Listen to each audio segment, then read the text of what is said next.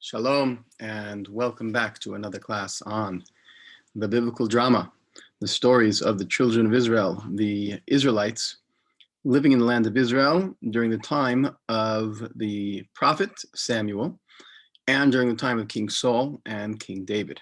We are now currently coming to the end of the first book of Samuel.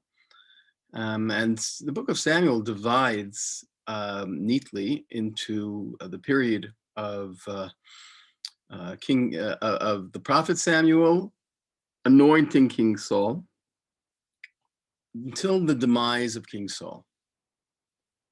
And the second book of Samuel is about King David. So as we reach chapters 29, 30, 31, I believe, we will come to the conclusion of a tragic story of King Saul and what happened to his demise. We begin in chapter, we already mentioned that the Philistines, who were the mortal enemy of the Israelites and King Saul, are encamped on the border with Israel. And King Saul is very nervous. He's so nervous that in the previous chapters, he went to Endor to raise up the ghost or the spirit of Samuel to ask him for help. Of course, Samuel said, God left you. How do you think you're going to get help? Not only that, but you should know that your end is coming soon. David, in the strangest twist of events, is in the camp of Achish. He is together with the Philistines.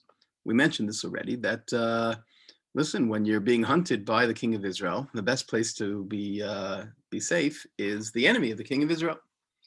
But then we ask ourselves, is it possible that David is going to go kill Jews? So we remembered that David told the king Achish, he lied to him and he said, I killed all these Jews and there's no one left. So he kept doing that, but he was really doing raids on the Amalekites and not the Jews. So now we open up in chapter 29. The Philistines gathered all their forces to a place called Aphek, and the Israelites are in the valley of Yisrael. It's in the heart, it's very high north in the land of Israel, which means that the Philistines were really moving and encroaching because, remember, they've came to Ashdod, to the port, to the southwest, right? But they keep making their way north and northeast and trying to take over the land. The Philistine lords came marching by the hundreds and the thousands. And David and his men are together with the king Achish. Remember that each city-state had its own king, so that, they were a federation, the Philistines, and they came together and they were marching together. David was marching together with Achish. Now, the other 5 or 4 city-states, that would be Ekron and Ashdod and Ashkelon, and one more. No, this is Gat. Gat, Ashdod, Ashkelon, Ekron. Gat, Ashdod, Ashkelon, Ekron, Aza. Aza. Really? Okay. My daughter tells me Aza. It is Aza. I am listening to you. The other 4 leaders say, what I don't understand. David, who slew Goliath, he is now on our team. He's on our side. So there's a bit of a political debate, battle that takes place within the ranks of the Philistines. And they say, what are these Jews doing here? And Achish says to him, hey, this is David, right? And he's been with me all this time, and don't worry, I'll vouch for him. The other Philistines didn't like it. They pounced on Achish. They said, how dare you do such a thing? Get rid of this man. He is not coming into battle with us. He's going to be a fifth column. He's going to fight against. He's going to fight against us. He will be l'satan b'milchama. He will become our adversary during the war. Isn't this the same David who said that Saul killed the thousands, but David killed the tens of thousands? Achish understood that he's not going to convince the other four leaders. So he calls David and he says, Chai Hashem, I swear that you've been good. You've been straight with me. And your goings and comings, your battle, your strategy, your allegiance to me, I do not question. I never found anything wrong with you from the day that you were brought to me. But what can I say? These other guys don't want you. Therefore, lech b'shalom, go in peace. And, make sure that we won't have any enemies amongst us. Now, David continues. I'm not, sure what he was playing here, what cards he was playing here, but he says, Achish, what have I done? Well, I've been with you the whole time. Well, why can't I go fight with you? And Achish continues and says, I know, but what can I do? This is what they want. You've been like an angel of God to that point. But the Sarei Plishtim, the ministers, the leaders will not let me. And therefore, I say to you, rise up in the morning and take your men with you. And David leaves in the morning to go back to where the Philistines kind of left from to go to Israel. So here's the divide. We were nervous that David was going to end up killing his own people, and that doesn't happen because the Philistines said that David can't be part of us. Chapter 30. David arrives in a place called Ziklag, which is actually the place that he was given as his city. And what happened was the Amalekites, while David was away, plundered the place, conquered it, burnt it to the ground, and took the wives and the children. Now, they didn't kill anyone, but they took them all into captivity. While the people, who were part of David's army, these are all their wives and their children, their whole families. Can you imagine that you go to battle, and when you come back, you see that everything's gone. Everyone started crying. They couldn't cry anymore. Not only were their wives taken captive, but David's wives, Achinoam and Abigail, were taken captive. And David felt so terrible. And he was in danger from his own men. Remember, these men weren't the most noble men. And they said, let's kill David. After all, he's responsible for this. It was his decision to go spend that time with the Philistines. And it left the families and the women susceptible to what took place. David does what he should do every time he's in a bind and he wants to get out of it successfully. He turns to God. And David says to Evyatar, remember who Evyatar? He was the one priest who escaped from being killed by Shaul. So they were very, very close confidants. He was his priest. And he said, please bring me the ephod. The ephod was the spiritual, the holy vessel that the priest wore, and it delivered a message from God. In verse 8, David asked through the ephod, should I run after these Amalekites who took our women? And the response was, you should run after them, for you will catch up to them and you will save them. So David and his 600 men go towards the Nachal Besor, the valley, the Vadi of Besor. And only 400 men go with David, and 200 men kind of decided to stay on the other side of Nachal. So David loses a third of his army right there. They find an Egyptian, and they take him to David, and he gives the Egyptian, who was like running away and he was dying, and they gave him food, they gave him drink, they gave him treats, and he came back to life. He was revived because he hadn't eaten or drank in 3 days and 3 nights because there was a battle going on. Finally, after 3 days, David says to him, "Who are you and where are you going?" He says, "I'm an Egyptian young man. I was a servant of the Amalekites, and I got a little sick, so my master left me to die."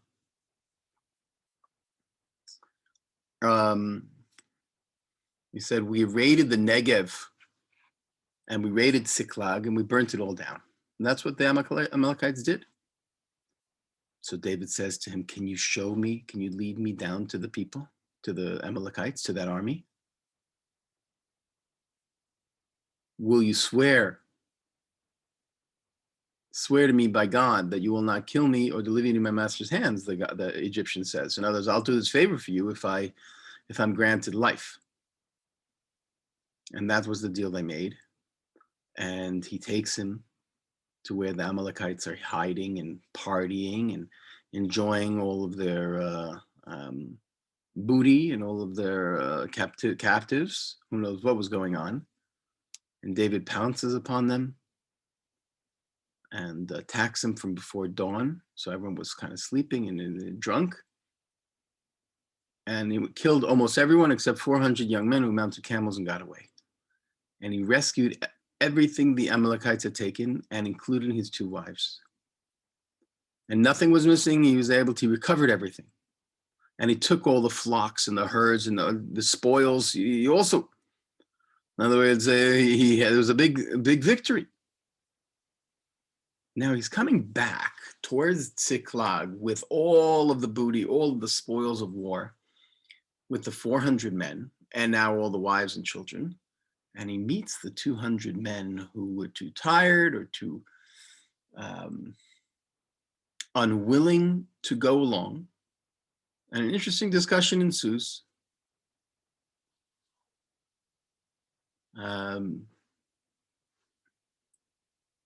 He asked them how they were doing. And at that time, all the men and churlish fellows among the men who accompanied David spoke up. They said, "Hey, they didn't come into battle with us. We're not giving them any of the spoils. Of course, each one can take their wife and children and go, but hey, you don't fight with us, you don't get anything." Now here David shows his leadership style, and he says, "You can't do that, my brothers. In view of what the Lord has granted us, guarding us, delivering us into our enemies into our hands, how can anyone agree with you? The share of those who remain with the baggage shall be the same as the share who go down to battle. They all share alike." So at this point, right, David makes a decision and says, we are one team, we are one unit, we are one family.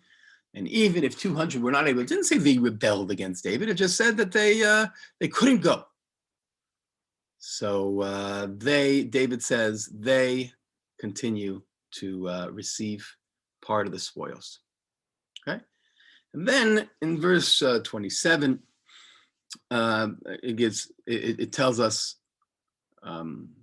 where the presents were from Beit El and Remote Negev and Yatir and Aroer and Sifmot and Rakal and Yerachmelitz and all these different places. These are the places where David and his men were roaming. Now we have to think about this. What's amazing is that David is conducting this battle and this whole story at the same time of what's happening in chapter 31. Think about this for a second. Israel is very small, but if you take one route and David goes, let's say, south. No, where was he? Let's say he was in the southwest, and he goes north, but he stays on the east side. And Saul is fighting more in the center with the Philistines on the more the west side. So the two battles are going on concurrently. David is being very successful, and now we're going to find out what happens to Saul. And the Philistines are attacking Israel, right? At the same exact time. And the Navi here doesn't waste words, doesn't give us a whole description of the battle, just says, and the men of Israel flee before the Philistines, and they die on Mount Gilboa. Mount Gilboa is all the way north. In other words, it's after Judea and after Samaria, all the way to the north, near Beit Shan, is Mount Gilboa. And that's where the Emek Yisrael Valley was, which means that's how far the Philistines went, encroached into the land of Israel. And there were, bodies and bodies of Jews who were killed all along the mountainside. And then in verse 2, in such a quick and merciless verse, it says, the Philistine pursued Saul and his sons and struck down Jonathan, Abinadab, and Malchishua, sons of Saul. Yonatan, David's closest friend, closest brother, is slayed. And it doesn't tell us how, it doesn't tell us, in what way it must have been, or just a complete massacre. And even the great fighters of Yonatan, such as Yonatan and Abinadab, were killed. In verse 3, the war gets rages, and Saul, around Saul, and some of the arrows hit him, and he's severely wounded by the archers. In other words, the archers shoot him with arrows from far away, and all of a sudden it pummels his body, but he doesn't kill him. But he realizes that there's no time left.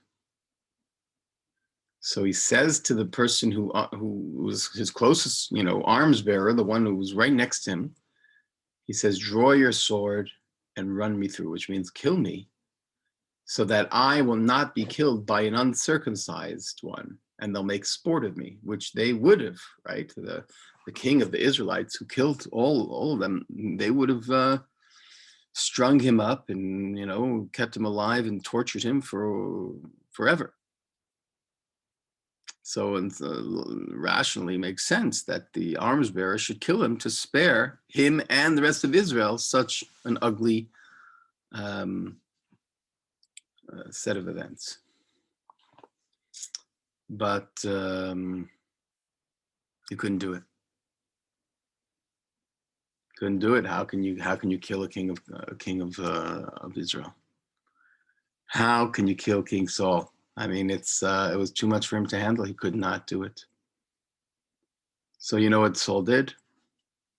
He took his sword and he fell on it on his arm. And that's a way that Saul dies.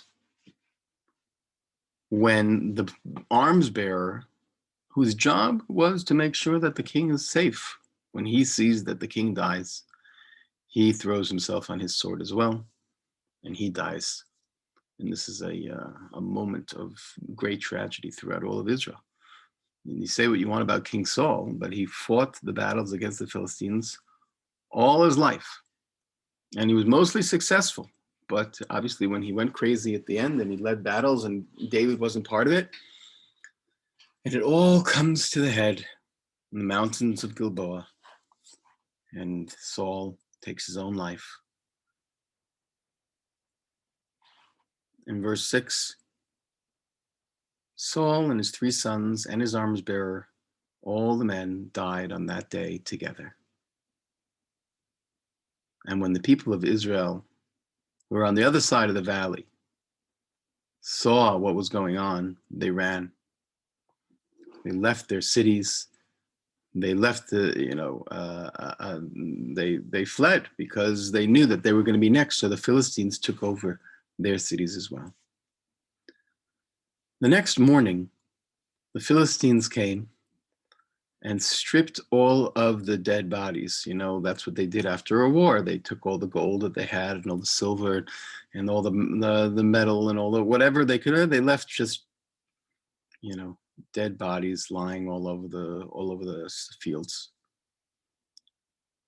And then they found Saul and the 3 sons on Mount Gilboa.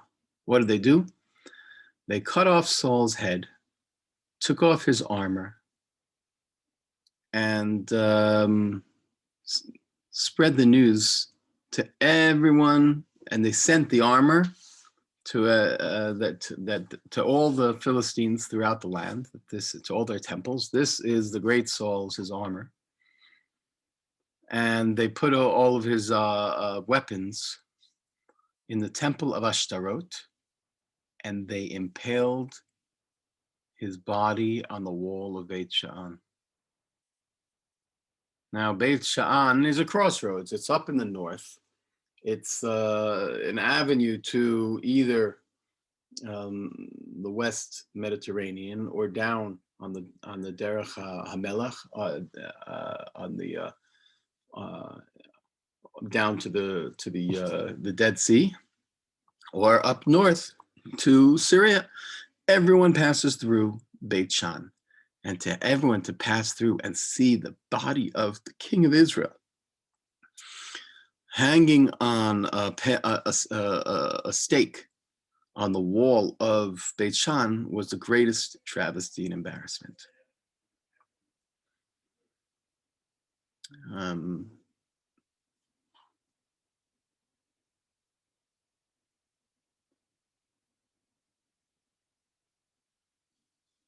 What happens? Some heroic Israelites from a place called Yavesh Gilad, they heard about what the Philistines did to Shaul, and they could not accept that. And this is like a small little flicker of courage and honor that the Israelites had, and they came together, united. They walked all night, and in the middle of the night, they took the body of Saul and the body of his sons from the walls of Beit Shan, and they came and they burnt them in the Yavesh Gilad so that they wouldn't be taken any longer. And they took the bones and they buried them under a tree, and they fasted for 7 days, recognizing that this is a great and frightening moment in the history of the people of Israel.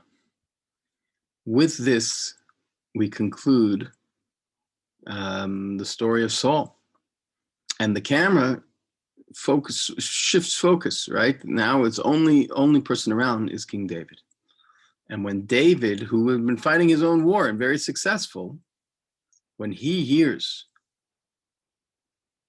he comes back from Amalek, and he's sitting in just 2 days in Siklag, where they rebuilt, and the 3rd day, a refugee comes from the battle, and his clothing is torn, and there's earth on his head, and he comes to David and he falls down on his face, and David says, "Where are you coming from?" He says, "I came from the camp of Israel that was fighting in the war. I ran away." And he said, "What do you have to say?" He said, "I ran away from the battle, and all of Israel ran away, and they all died, and also King Saul, and also his son Yehonatan died." And David said to him in shock, right? "How do you know that King Saul and his son died?" And the young man said, "I was there, and I saw King Saul falling on his spear, leaning on his spear, and the chariots and the horsemen closing in on him. He looked around, he saw me, and he called to me. When I responded, I said, 'Yes, King Saul,' because even after he fell on his spear, he's still alive. He asked me, who are you? And I told him that I was an Amalekite. Then he said to me, stand over me and finish me off, for I'm in agony and I'm buried alive. So I stood over him and I finished him. I killed the king. For I knew he would never rise. And I took the crown from his head and the amulet from his arm, and I brought them here to you, my lord. Which seems to be, the very righteous thing for this Amalekite thing to do. David took hold of his own clothes and he tore them, and so did all the men with him. They lamented and they wept. They fasted until evening for Saul and his son Jonathan, and for the soldiers of the Lord, and for the house of Israel who had fallen by the sword.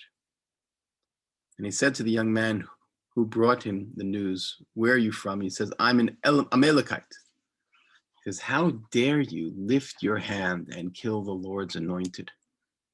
Thereupon David called one of the attendants and said, come over and strike him. And he struck him down and died. And David said to him, your blood is on your head. Your own mouth testified against you when you said, I killed the Lord's anointed. That's a tough story, right? Because here a guy went and saved the honor of King Saul. He did Saul a favor, and King David says, well, you still killed the king, and therefore you need to be killed. That's harsh vengeance, but not really the focal point of the story. The main point here is that this is the end of one era. And what's interesting is the reaction of David. Remember, he who's lamenting Saul, it's the same Saul who's been trying to kill him for years. And yet David has the awareness that nevertheless, and he was sick, but nevertheless he was the anointed of Israel. And this is the low point in our history.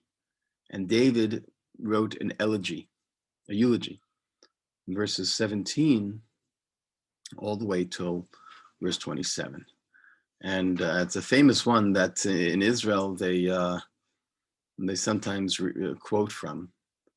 It says, Atzvi Yisrael al b'motecha chalal, ech naflu giborim, which means those light-foot leaders, right? Those wonderful, quick, and agile leaders. How did these great ones fall? Don't tell this in Gat, in the Philistines' place. Don't let this people of Ashkelon know, because they were uncircumcised one will be too rejoice. And the mountains of Gilboa, let there be no dew or rain for you, that you should also mourn. From the blood of the slain, from the fat of the warriors, the bow of Jonathan never turned back. The sword of Saul never withdrew empty, which means that they were fighting until the last moment. And then he says, Saul and Jonathan, beloved and cherished, never parted in life and in death. They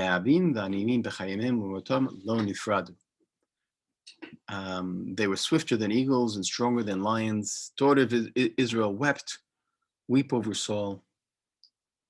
How the mighty have fallen in the thick of battle. How the mighty have fallen. And he says, finally, my brother Jonathan, you were most dear to me. Your love was wonderful to me. More than the love of women. We had a stronger relationship, a stronger, powerful bond. How have the mighty fallen? The weapons of war have perished. This ends our lecture today on a very sad note.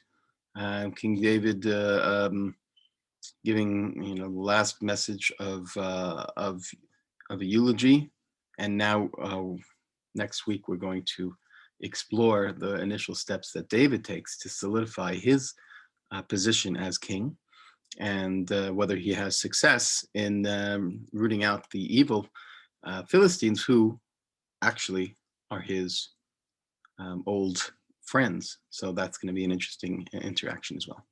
Have a wonderful day, everyone, and shalom. Thank you very much.